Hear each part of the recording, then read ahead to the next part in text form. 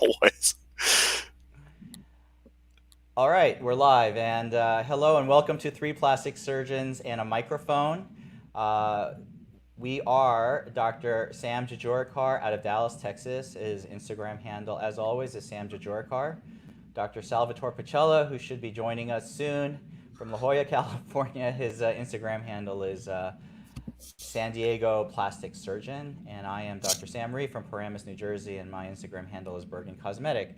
And Sal should be joining us in a second. I just want to go through our disclaimer as always.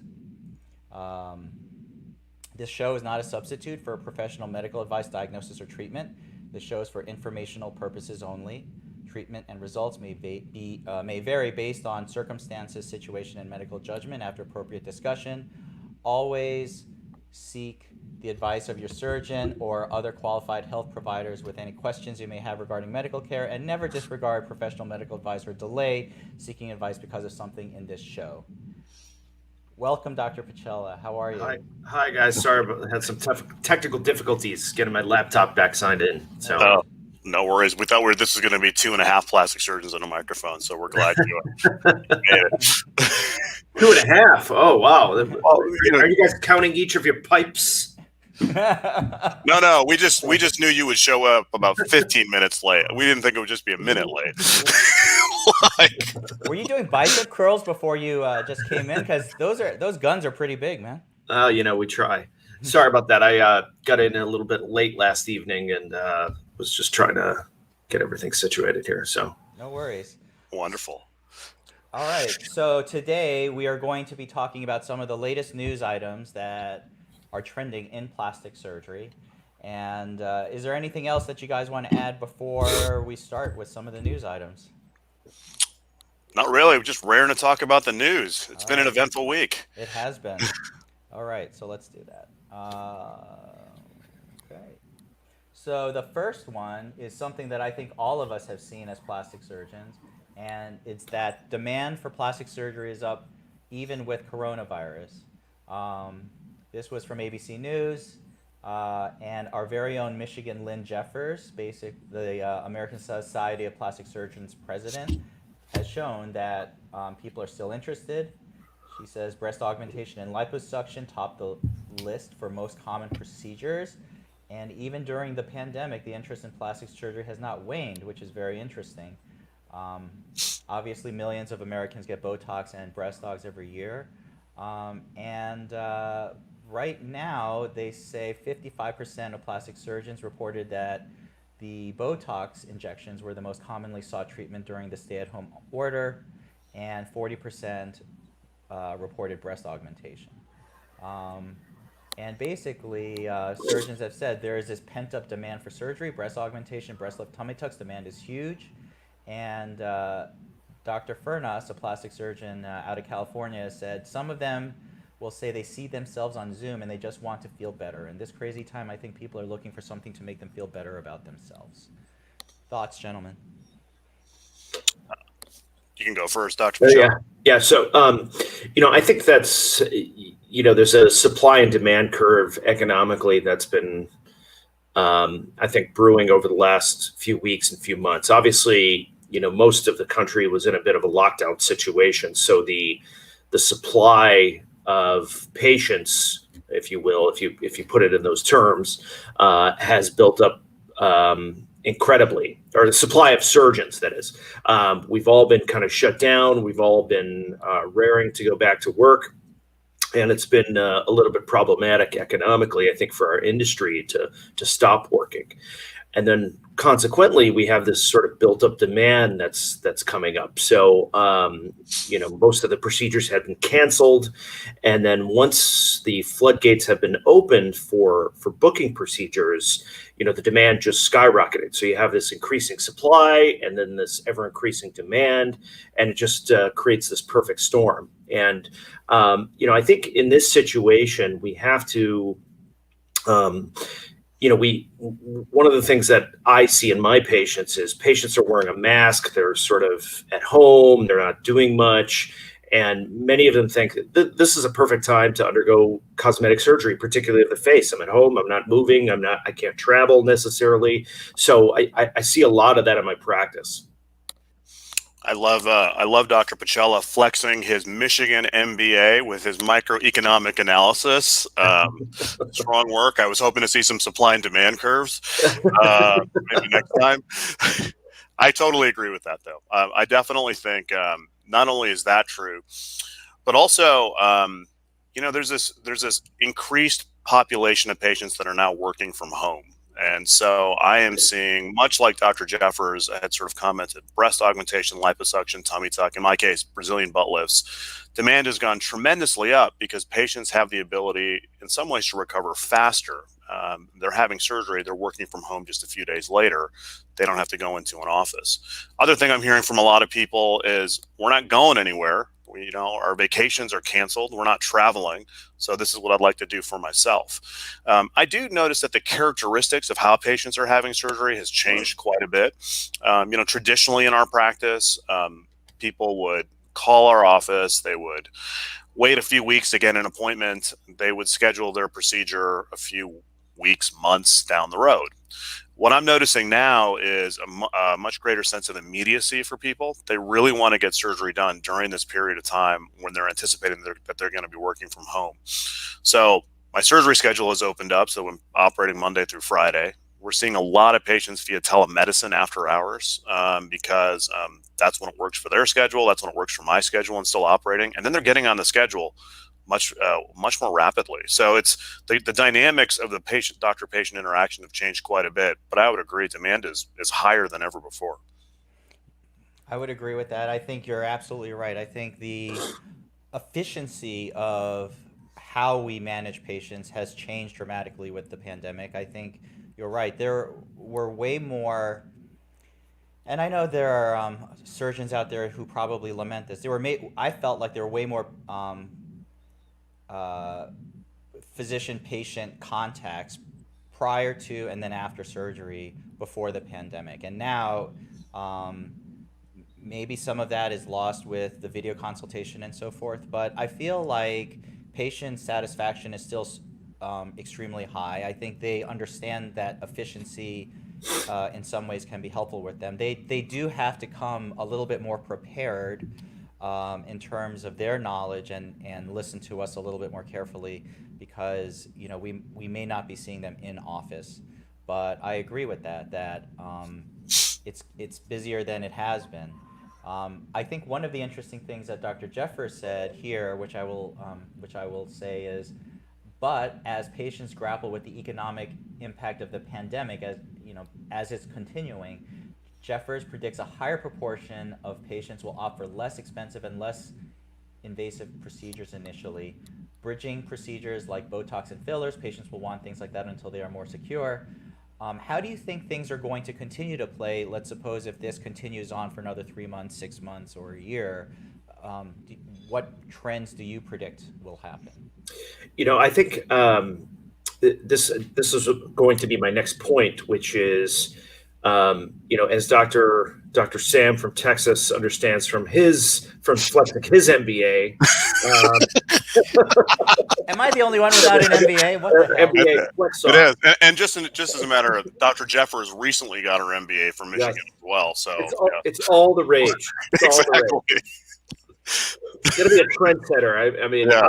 I was one of the first, but exactly. I feel so dumb. Oh, don't worry. We'll school you, my friend. Exactly. So, I think the interesting thing to understand here is, when we talk about what's happening in the economy, there's a certain lag economically of the impact of an economic downturn compared to how that affects people in their daily lives, obviously. So, and this is particularly true for those patients that may have disposable income. Most of the patients that have planned surgery even before the pandemic and currently now have certainly a little bit of disposable income to plan their surgery. But the economy clearly is going to take a downturn. We're seeing really poor economic indicators, lower GDP, higher unemployment rate, things that we sort of look to as a test for the economy. And those appear to only be getting worse. So I think what's going to happen is we're going to see a significant worsening economic downturn.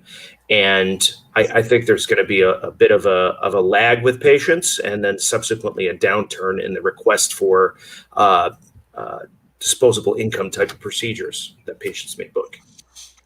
Yeah, I agree a lot with what Dr. Pacella has said, but I think it's a little bit more murky because, if you go back to 2008, 2009, we were in the midst of a recession. The stock market was indicative of what was actually happening with the economy at large.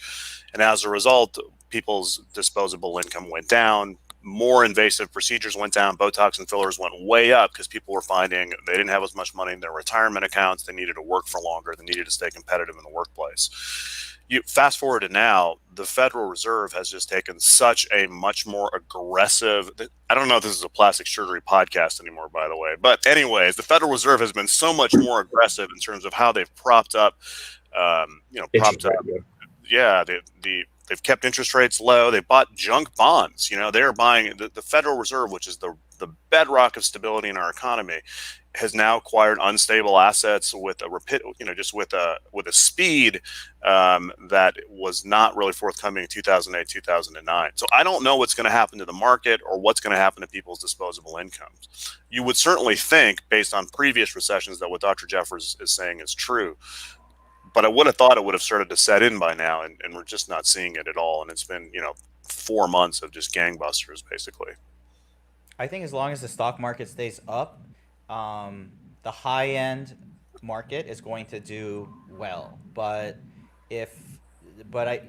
anyone who is not on that side of the demographic, I think we're going to see a fall off in that regard, probably. But the rich will always stay rich, and I think that they're going to continue to do well. Like you said, the federal government's helping, and there's a lot of confidence, I think, in the financial markets, and I think that as long as that stays up, it'll be okay. Until it's not, and the bottom drops out, and then that's when things will change. See, this is a good lesson for our listeners. I mean, on this podcast, we don't just know about plastic surgery. We know about the economy. We know about everything. And so Dr. Sam Rhee from New Jersey will be next week preparing his favorite dish for us, correct? Exactly. Cooking. Yeah. We're excited. Yeah, it's going to be his favorite paleo recipes. That's right. Exactly. It may not taste very good, but yeah, sure, why not? Exactly. All right. So let's go to the next one, which is the top plastic surgery trends of the last decade. And I'd like my colleagues to comment. This is from newbeauty.com, and see what they feel. Is this true or not? So the first one that they say is their favorite trends in the last 10 years. The number one is the biggest trends is microfat injections to the face, which allow for better contouring either alone or with facial surgery to prevent an overoperated or pulled look. And that comes out of a guy, Robert Singer. So what do you guys think about microfat injections to the face as being a big trend? I think it's a trend. I'm not sure I'd put it number one on the list. It sounds like sometimes these lists are generated by plastic surgeons who are promoting things they do in their practice a lot. It's definitely changed facial aesthetic surgery for sure. I think fat injections and I think you guys would agree, fat injections to the face, eyes, temples, you name it, in conjunction with a larger facial rejuvenation procedure is an amazing adjunct that can add quite a bit. I think also what I would say is probably a more representative trend is the knowledge that adding volume to the face, whether it's with filler or with fat, helps you provide youth. But yes, I would agree. The notion that adding volume provides youth is a huge trend in plastic surgery.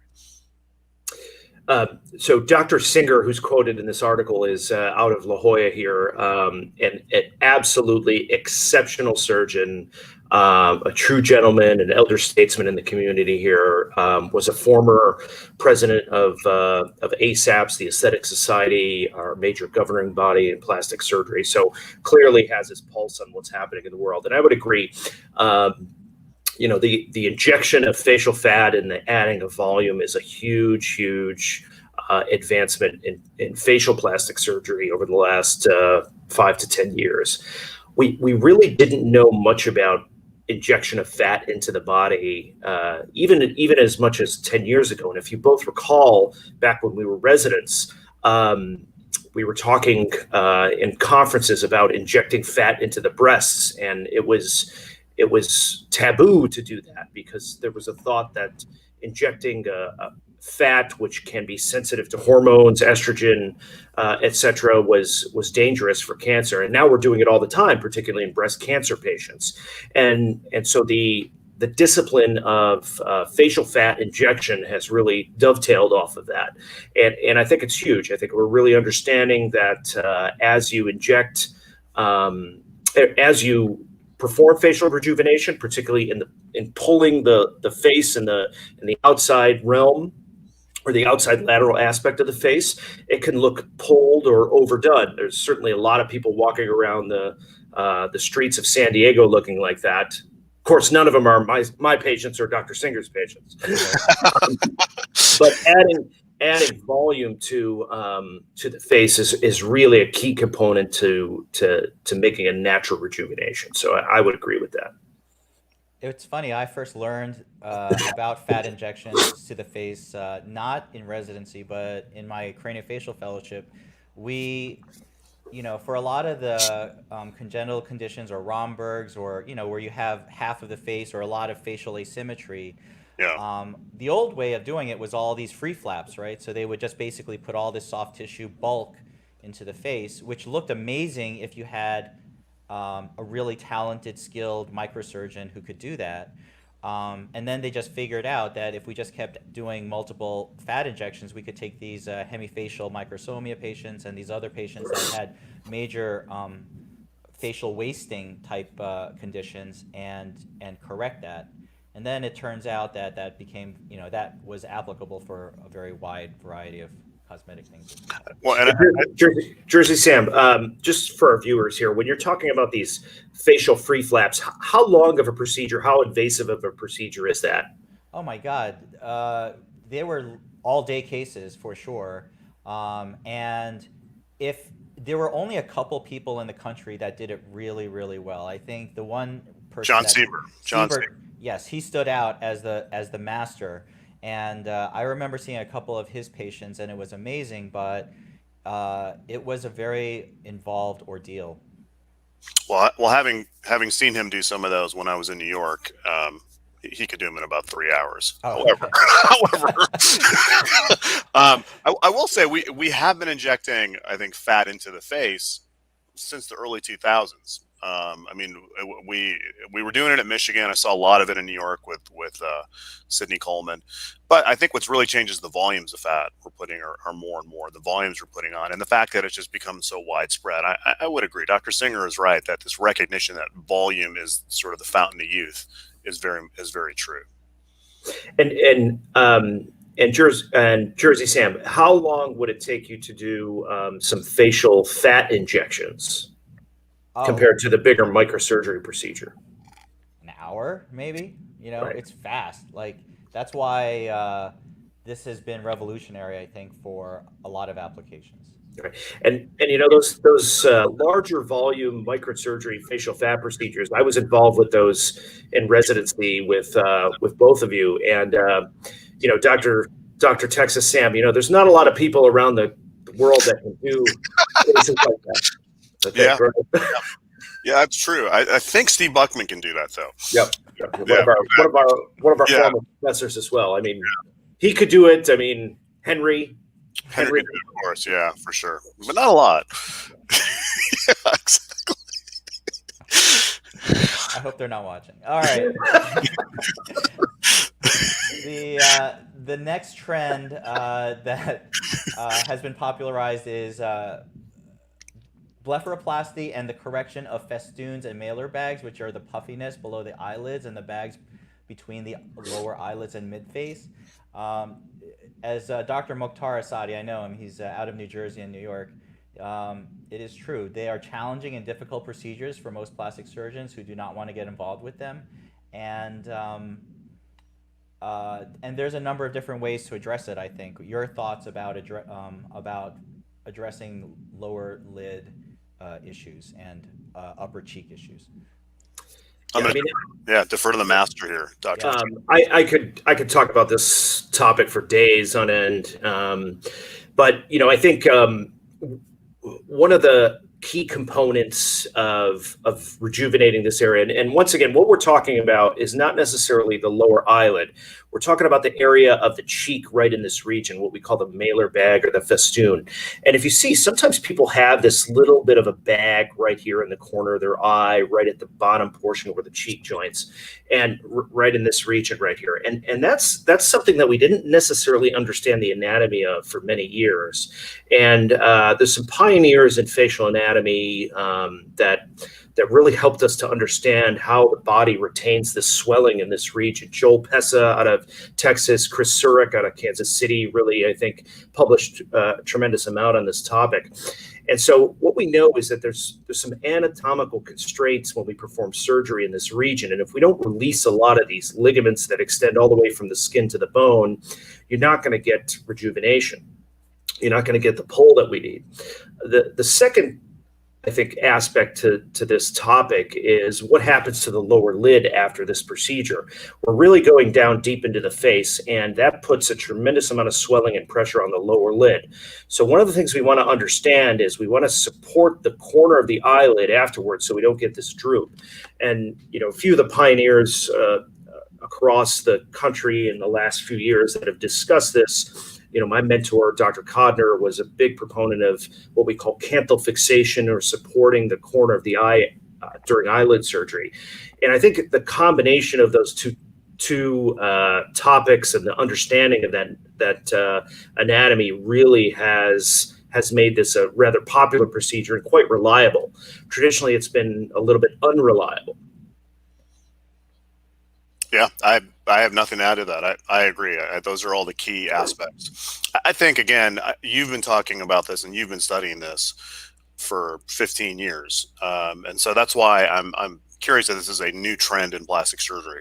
I mean, these are issues that plastic surgeons have been struggling with for a long time. But yeah, everything Dr. Pacella says, I agree with.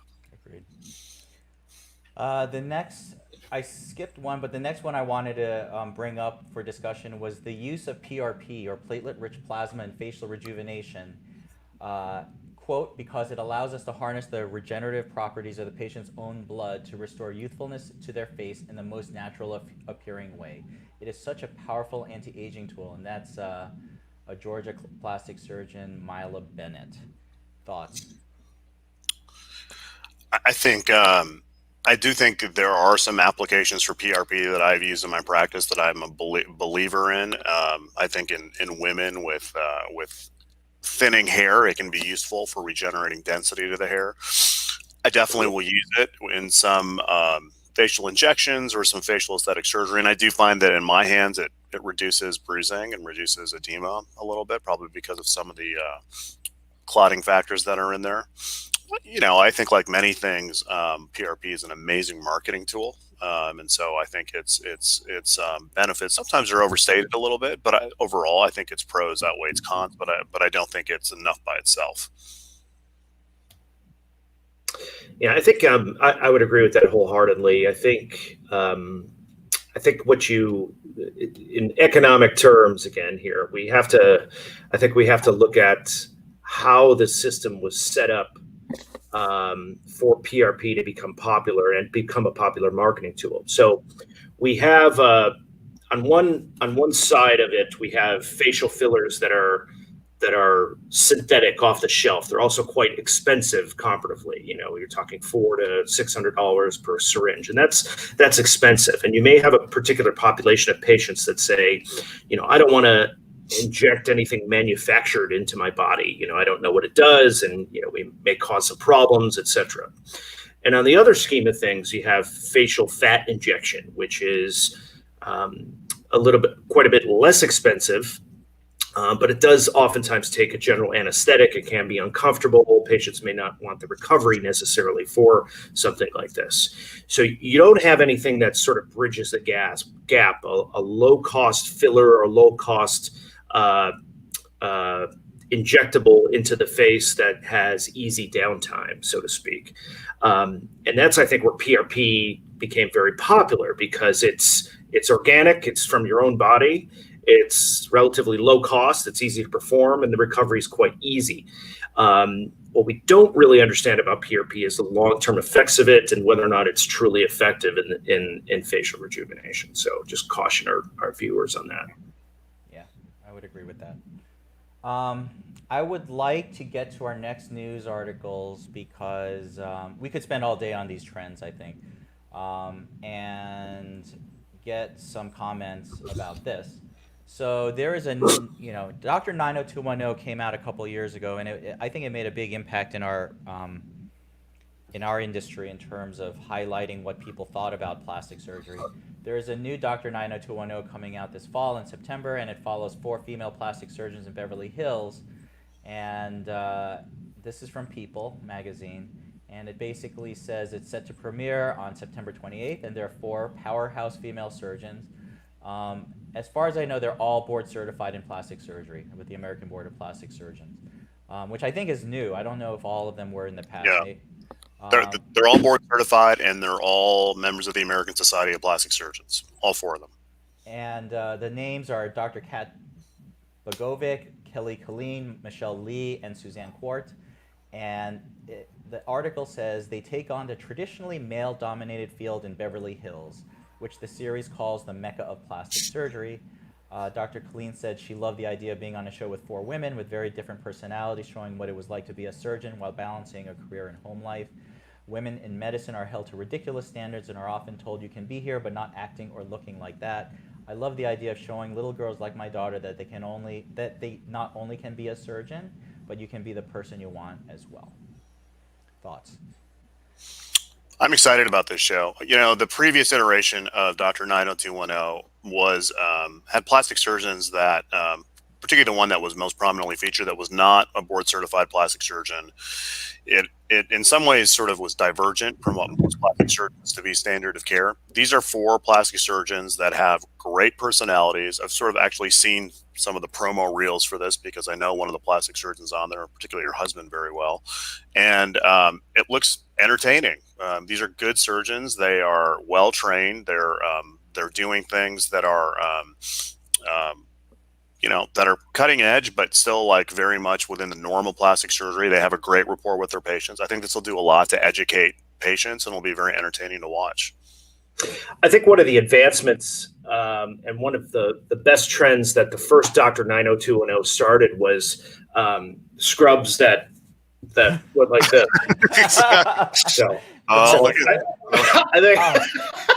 So, I think what we should start a new trend, particularly with Jersey Sam, is you should just get rid of the complete scrub top and just scrub your entire body.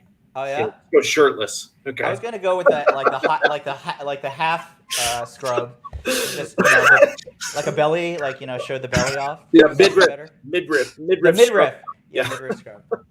But not to joke, I think one of the best things about this new show that I'm really looking forward to is the fact that all 4 of these surgeons are board certified in plastic surgery. I think that's a very important thing that wasn't necessarily highlighted in the first iteration of the series.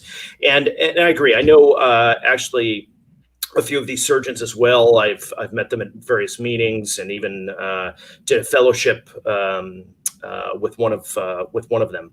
And so I think it's going to be really exciting to watch. And it's always entertaining to watch these plastic surgery shows. And I think this is only great for our specialty in general.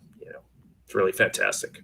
I think there's no bad publicity. I think, but the fact that they are doing it with people who are board certified is great. I agree with that.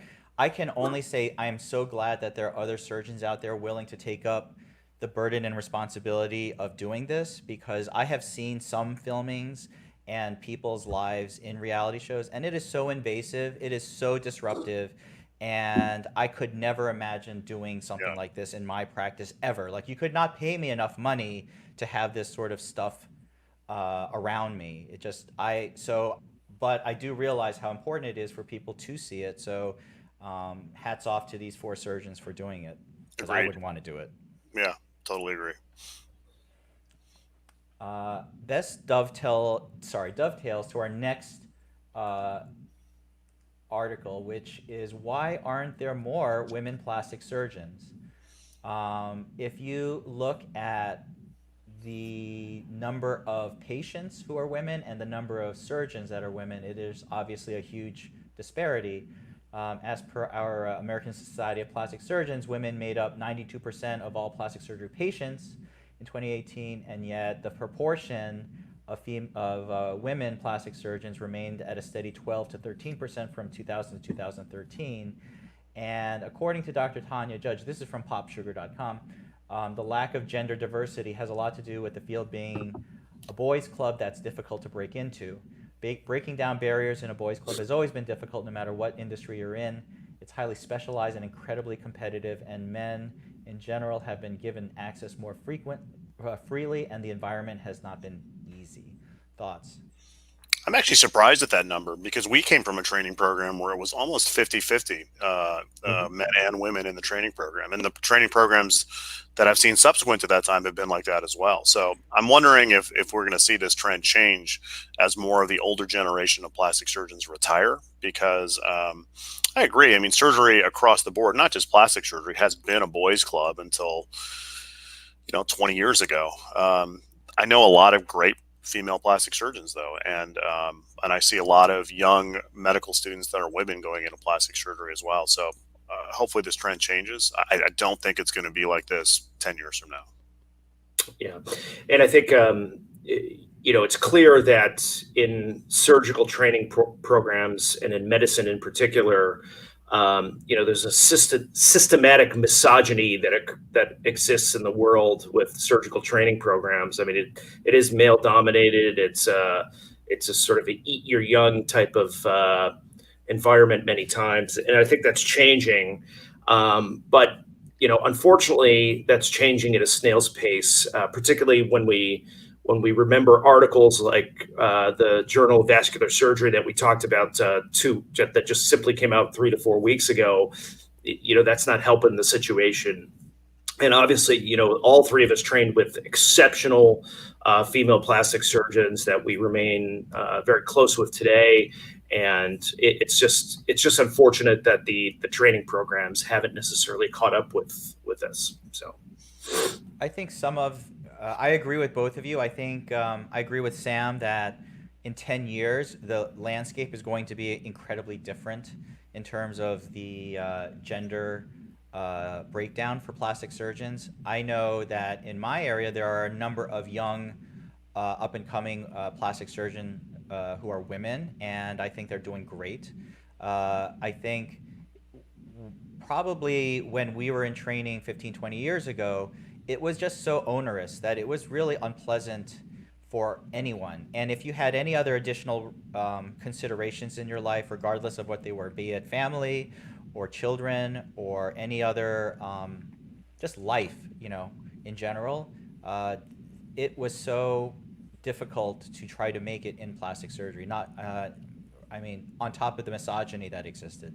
So I think that, as you said, Michigan was I think probably one of the early leaders in plastic surgery, where they had a great number of women that we trained with, and I think you will see that, as Sam said, probably in the next 5 to 10 years, you're going to see a huge change. Okay. I think we've hit our mark at this point for the episode. So are there any other thoughts about any of these articles or anything else that came across your desk or table this week? Just always love hearing your guys' opinions on things. I always learn from talking to you guys. So informative conversation on Sunday morning, as always. I hope I hope we can interview some of our colleagues, either who have some perspective on this. I know we've trained with some great women plastic surgeons, and hopefully we would. It would be awesome to sort of get their perspectives and their thoughts also on some of these topics as well. All right. Thanks so much, guys. Have a great Sunday. You guys do as well. Bye, guys. Bye. Take care.